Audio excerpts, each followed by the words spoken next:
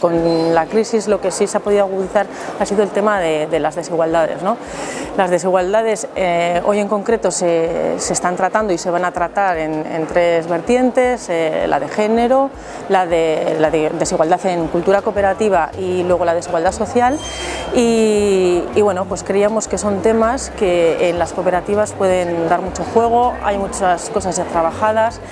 En lo que llevamos de jornada de hoy, el tema de la desigualdad, bueno, pues el debate ha sido bastante interesante, ha sido participativo, ha habido bastantes aportaciones, diversos puntos de vista y bueno, pues este foro, el objetivo que tiene es el objetivo de encuentro. Cualquier tema puede ser bueno, ¿no? Pero tratamos que sean temas atrayentes, que a las cooperativas nos invite a participar, a aportar, a poner cosas en común. Orokopen barruan desberdintasunaren inguruan egingo hau berba eta niri tokatu zaidan gaia edo lantzia izan da kultura kooperatiboan aurkitu aldian ezberdintasunak. Kultura organizazionalean edo enpresa kulturan. Eta bueno, baita ere aldaratzea beste ohiko enpresekin, ezberdintasunak dauden edo ez, eta pixka bat oinarria dugu MUtik bultzatzen dugun ikerketa lan batetik, ez?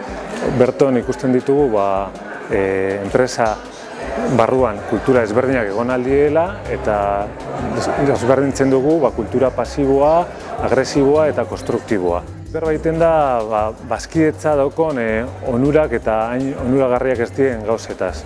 Adibidez, hori bazkidetzan prozesu batean bukaera da bazkide izatea eta kooperatibaren baita ere langile, baina jabe izatea ere, eta batzutan hori banatzen badie bi elementu horiek, gertatu alda pasatzea kultura pasibo batera esanez zentzutan, gehiena baloratuko dana segurtasuna dena, ez? Aldiz,